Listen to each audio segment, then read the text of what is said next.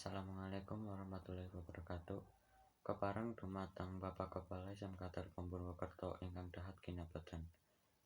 Bapak lan Ibu guru karyawan ingkang kinurmatan, para siswa kelas 10, 11, saha 12 ingkang kula tresnani.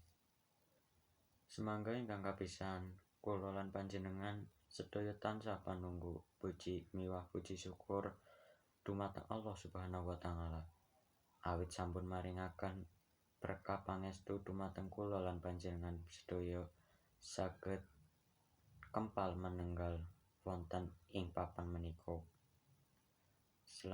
Salajengipun kapareng kula ngaturaken manggah rantamaning adicara ingkang badhe kita lampahi.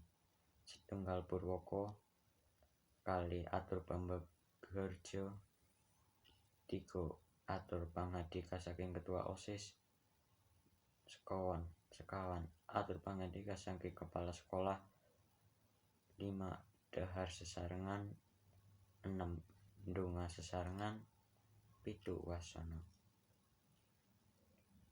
Mekaten menggah rantamanging adicara ingkang badhe kalampahan. Salajengipun kasagedaken lenggah dumugi paripurnaning adicara.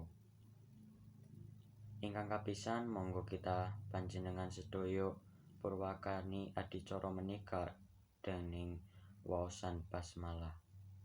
Bismillahirrahmanirrahim. Kula nderekaken matur nuwun dumateng panjenengan sedaya amargi sampun kersa purwakani adicara menika dening waosan basmalah.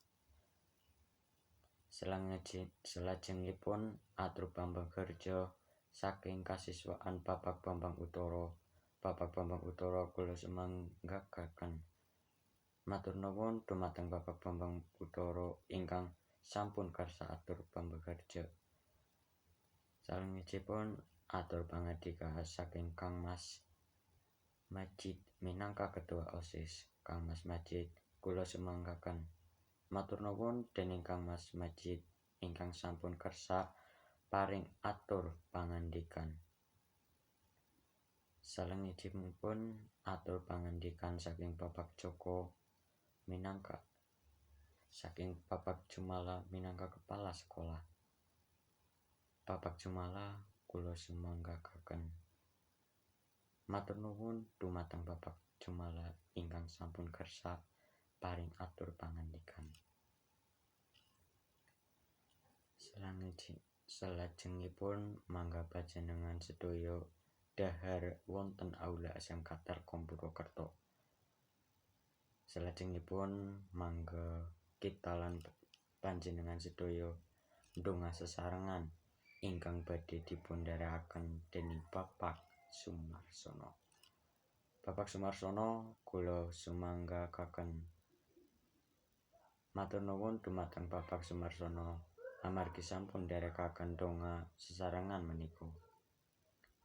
Adicara ingkang pungkasan inggih menika wasana kula minangka pranacara nyuwun agunging pangapunten dumateng panjenengan sedaya menawi kula kathah kalepatan.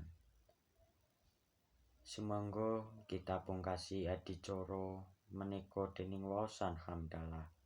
Alhamdulillah. Kula nderekaken matur nuwun.